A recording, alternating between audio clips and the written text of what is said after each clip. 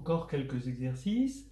On est dans z sur nz et je suppose que n, il se décompose en P1, N1 fois, etc., PR, NR, où PI sont des nombres premiers distincts. Voilà. Combien il y a d'éléments qui vérifient x2 égale x, ce qu'on appelle les idempotents, et combien il y a d'éléments qui vérifient xk égale 0 pour k assez grand, donc les nilpotents. Voilà. Ensuite, est-ce que vous savez résoudre x2 égale 2 modulo 119? Précision, 119, hein, vous fatiguez pas, c'est 7 fois 17. Est-ce que vous pouvez montrer que si x est un entier, x puissance 560 est congru à 1 modulo 561 dès que x est premier avec 561? Alors ça, ce serait vrai toujours si 561 était premier, par exemple. Ce n'est pas le cas. 561 est égal à 3 fois 11 fois 17. Donc c'est pour montrer qu'il n'y a pas de réciproque à Fermat. Hein, on peut avoir ça sans que le nombre soit premier. Voilà. Donc essayez de montrer ceci. Hein, vous voyez que le lemme chinois est derrière ces trois exercices. Voilà les réponses. On a donc le lemme chinois, z sur nz, qui va être isomorphe comme anneau, c'est important, au produit des z sur PINI z, d'accord, sur les i. Et on veut résoudre une équation algébrique comme x2 égale x là-dedans. Comme c'est un morphisme d'anneau, ben ça revient à résoudre x2 égale x dans chacun des anneaux. Pareil, xk égale 0, pour k assez grand, revient à chercher xk égale 0 dans chacun des anneaux. Donc on va étudier ces anneaux-là. Mais ces anneaux sont des anneaux particuliers qui ont une jolie propriété d'être de localité, ce qu'on appelle des anneaux locaux. Regardez les inversibles. Quels sont les inversibles de z sur PINI, z? Les inversibles, c'est ceux qui sont premiers avec PINI, c'est-à-dire qui ne sont pas multiples de PI. D'accord? Et on est donc soit inversible, soit nilpotent. Parce que quand on n'est pas inversible, c'est qu'on est multiple de PI. Et si on est multiple de PI, ben pour un certain K, pour K assez grand, entre parenthèses plus grand que NI, eh ben, ça fait 0. D'accord? Donc on est nilpotent. Voilà. Donc maintenant, quel est l'ensemble des solutions de x facteur de x moins 1 là-dedans? Ben, ce que j'affirme, c'est que soit x est multiple de PI, soit x moins 1 est multiple de PI, soit aucun des deux. Mais ils ne peuvent pas l'être les deux en même temps. Sinon, 1 serait multiple de PI. Et ça, c'est pas possible. Donc, soit lui est inversible, soit les deux, mais ils ne peuvent pas être les deux non inversibles. Donc ça veut dire que soit x égale 0, soit x égale 1. Donc ça fait qu'il y a deux solutions là-dedans. Comme il y a deux solutions là-dedans, eh ben, le nombre de solutions, ça va être 2 puissance R. Voilà. Maintenant, on a résolu ça. Pour xk égale 0, eh ben, combien il va y avoir de nilpotents? Ben, ça va être les multiples de P. Ben, les multiples de P, là-dedans, il y en a PI puissance NI moins 1. Donc le nombre de multiples de P ici ça va être le produit des PI puissance NI moins 1, qu'on peut écrire aussi N sur le produit des PI. Voilà, donc on a trouvé le nombre ici d'idempotents et le nombre de nilpotents dans z sur nz. Ensuite, résoudre x2 égale 2, modulo 119. Donc on écrit z sur 119 comme le produit de z sur 7z croix z sur 17z, et ceux-là sont premiers. On sait qu'il y a au plus deux solutions, d'accord? On voit que 3 est solution, parce que 3 au carré, alors là on tâtonne, hein, on ne peut rien faire d'autre que tâtonner avec les moyens qu'on a.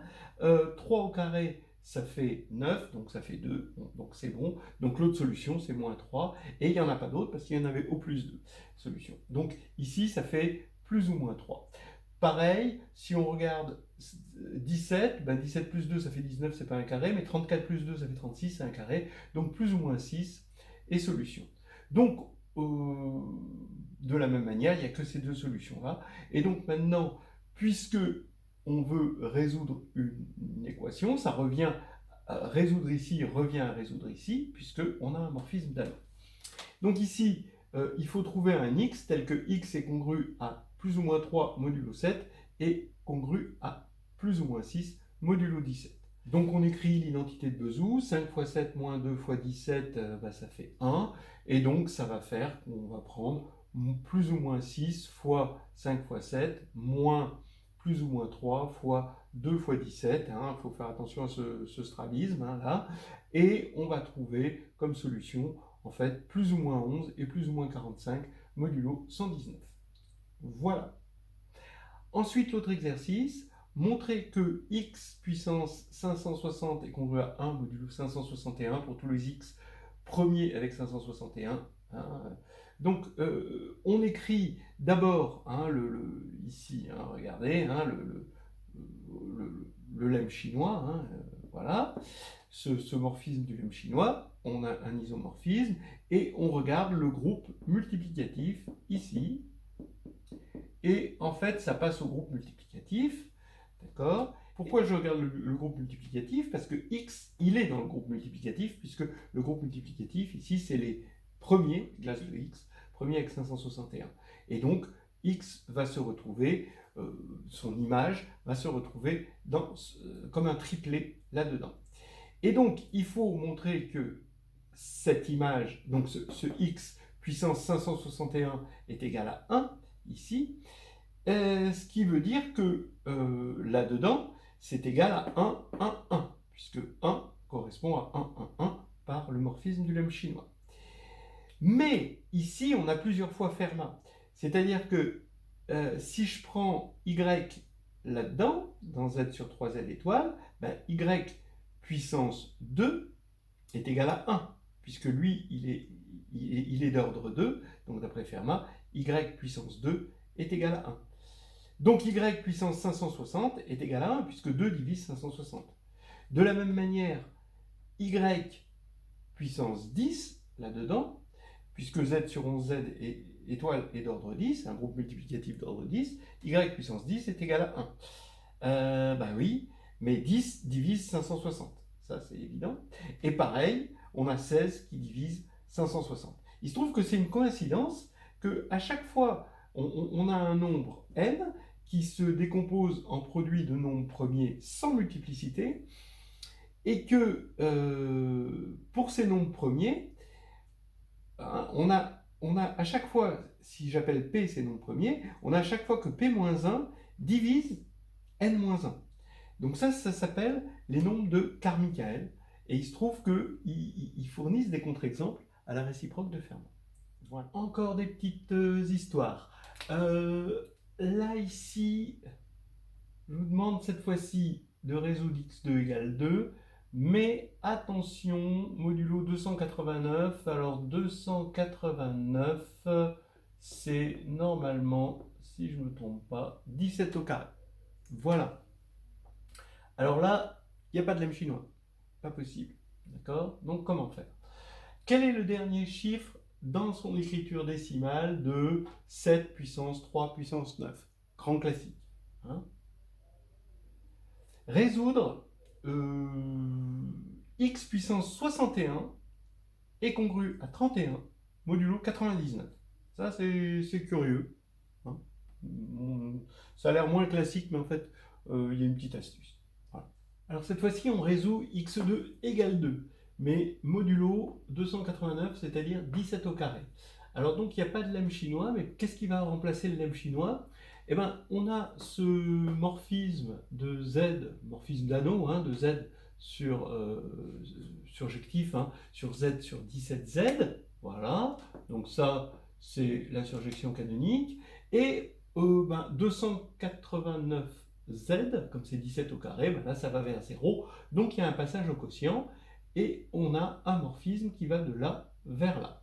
Donc on sait quoi? On sait que si x est solution, alors forcément, comme c'est un morphisme d'anneau, ici on aura une solution de x2 égale 2. Mais tout à l'heure on a vu que x2 égale 2 avait pour solution plus ou moins 6. Donc on sait déjà quelque chose, c'est que x ici, il va vers plus ou moins 6. Alors attention, ça veut dire que x est égal à plus ou moins 6, mais plus 17 fois k. D'accord? Alors maintenant, j'élève au carré, et je veux que ce soit égal à 2 modulo 289. Alors quand je vais élever au carré, je vais avoir 6 au carré, plus 34 fois plus ou moins 6 fois k, qui devra être égal à 2, et le 17 au carré qui reste quand je développe le carré ici, eh ben, il est nul parce qu'on est modulo 17 au carré. Donc je veux avoir cette égalité-là, modulo 17 au carré. Mais on l'a vu, donc ça 6 au carré, ça fait 36, 2 moins 36, ça fait moins 34, et je vais pouvoir diviser par, par 34 des deux côtés si je suis dans Z, et ça veut dire que modulo 17, parce que j'étais modulo 17 au carré, mais j'ai divisé par 17, hein, donc modulo 17, j'ai 6K qui est égal à plus ou moins 1, d'accord? Il faut que je trouve l'inverse de 6 modulo 17, mais l'inverse de 6 modulo 17, c'est 3, hein, d'accord? C'est facile à trouver. On peut le faire avec l'identité de Bezout, parce que 6 et 17 sont premiers entre eux, hein, mais là c'est facile, donc c'est 3 fois 6 moins 17 égale 1, donc c'est 3. Et donc on va avoir moins ou plus 3 ici pour K, ce qui va faire que X va être égal à plus ou moins 6 moins 3 fois 17, et ça va faire moins ou plus 45. Voilà, donc la réponse était plus ou moins 45 modulo 289. Voilà. Quel est le dernier chiffre dans l'écriture décimale de 7 puissance 3 puissance 9? Alors ça veut dire, on se demande, donc là c'est un point d'interrogation, c'est pas un 2, on se demande que vaut 7 puissance 3 puissance 9 modulo 10. D'accord? Mais ça, c'est 7 bar 3 puissance 9. D'accord? Ça, c'est modulo 10. Et 7, il est premier avec 10. Donc ça veut dire qu'on travaille dans le groupe multiplicatif z sur 10z étoile, qui est d'ordre phi de 10. Phi de 10, ça fait phi de 2 fois phi de 5. Donc ça fait 1 fois 4. Donc 4. Donc c'est d'ordre 4. Ça veut dire que 7 puissance 4 est égal à 1. Ça ne veut pas dire que 7 est d'ordre 4, il faut vérifier. On regarde les puissances de 7, il y a 1, 7, puis 7 au carré, ça va faire 49, donc moins 1. Bon, ça y est, on a compris, on va avoir moins 7, donc 7 bar est d'ordre 4. Donc maintenant, les puissances successives de cette barre vont former une suite périodique de période 4, et il faut que je trouve 3 puissance 9 modulo 4. Mais modulo 4, 3 c'est moins 1. Donc on a moins 1 puissance 9, et comme 9 est impair, ça fait moins 1. D'accord? Donc en fait c'est moins 1, donc la réponse c'est finalement moins 1 modulo 4, c'est 3. Donc ici, c'est le troisième, c'est-à-dire celui-ci. Mais moins 7 modulo 10, c'est 3. Donc la réponse, le dernier chiffre, c'est 3. D'accord? Voilà. Ensuite, résoudre x puissance 61 congru à 31 modulo 99. C'est un petit peu méchant, mais parce que c'est quand même une astuce, il faut calculer phi de toute façon. Si x est solution, alors le PGCD de x est de 99, tout ce qui divise x et 99 divisera x puissance 61 et 99. Donc divisera 31 et 99, et comme 31 est premier, qui ne divise pas 99, ce diviseur est forcément 1. Donc x et 99 sont premiers entre eux. Donc on va travailler évidemment dans z sur 99, z étoile. c'est toujours intéressant d'en calculer sa fonction de l'air, son indicatrice de l'air. Donc ça fait phi de 99. Bah, alors comment on le calcule, hein? On fait 99 et on regarde pour tous les p qui divisent, premier qui divise 99, on multiplie par 1 moins 1 sur p. Donc ça fait 99 fois 1 moins 1 tiers fois 1 moins 1 onzième, et on trouve 60. Voilà. Ce qui veut dire que, par Fermat, x, quand il appartient à ça, puisque quand x est solution, il appartient à ça, on a forcément que x puissance 60 est égal à 1, parce que l'ordre divise l'ordre du groupe, l'ordre d'un élément. Donc x puissance 60 est égal à 1, ce qui veut faire que x puissance 61, quand je vais multiplier par x, ça va être x. Donc ça veut dire que x est congru à 31 modulo 99. Donc on a trouvé les x, hein, c'est bien équivalent. Voilà. Très bien.